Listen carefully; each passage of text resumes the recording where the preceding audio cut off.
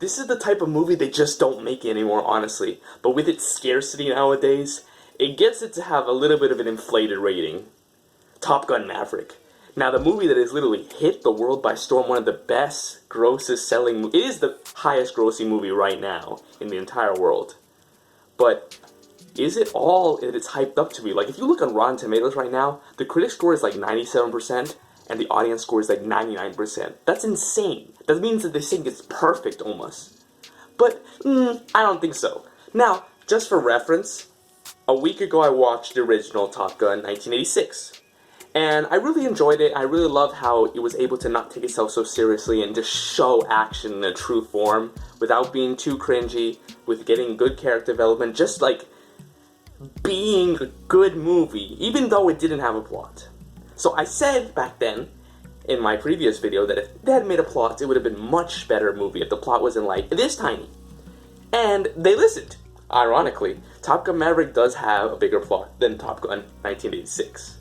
Now, what they did though is they kind of took away a little bit of the charm of the old one.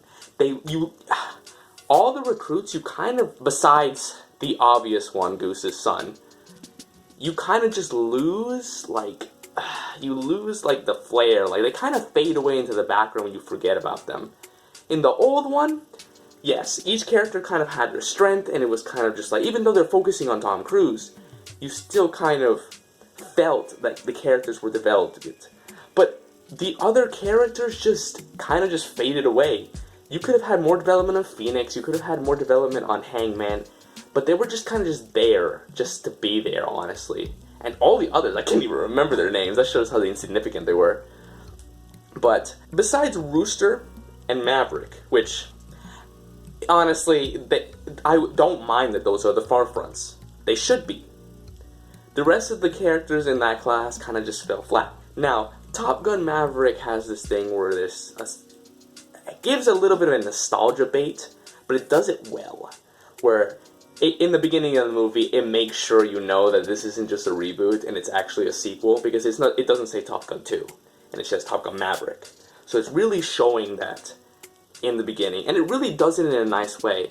Throughout the movie, they do references to the old movie, so if you haven't seen Top Gun, I think it's a good watch, and you should. The 1986 one.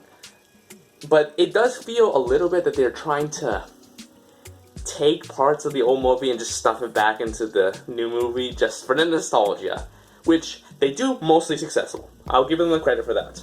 But I would have loved to see a little bit more originality instead of seeing like, oh, the second version of the same movie. Now, I think the back half is tremendous. Like, not to be, no pun intended, like, it starts getting like more supersonic speed in how intense the plot is the closer you get to the end of the movie.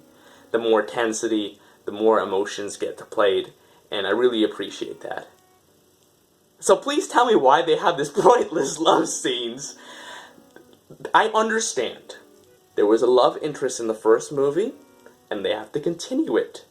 So do it correctly, instead of whatever that was. Like, you could have cut that entire love scene out of the movie, and it would have not changed the movie at all. It was that pointless. And it was just kind of like, they did it right in the first one.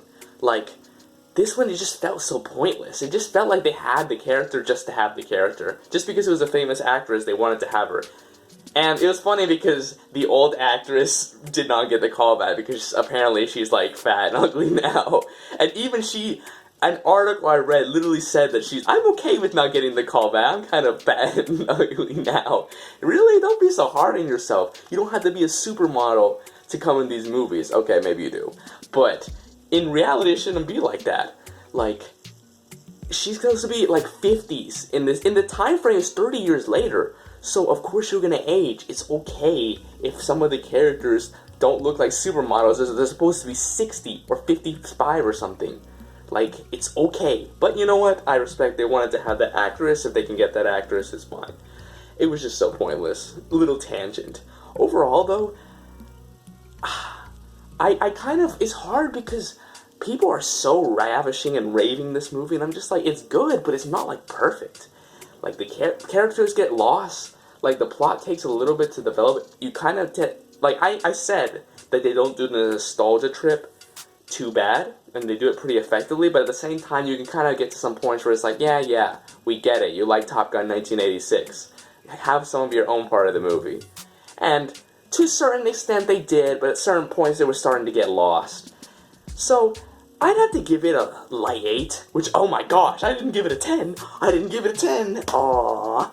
Yeah, because that's what it is, a light 8. But if they say it's a 10, they're not looking at the problems of the movie. So, what do you think? Do you think it's a 10? Leave it in the comments, honestly. If you think it's a 10, good for you. Light 8, in my opinion. But leave it in the comments what you think about Top Gun Maverick. And is it really all that it's hyped up to be? I think, partially, yeah. So, we'll see you in the next one. If you want some movie reviews and TV show analysis, be sure to subscribe, and I'll see you in the next one.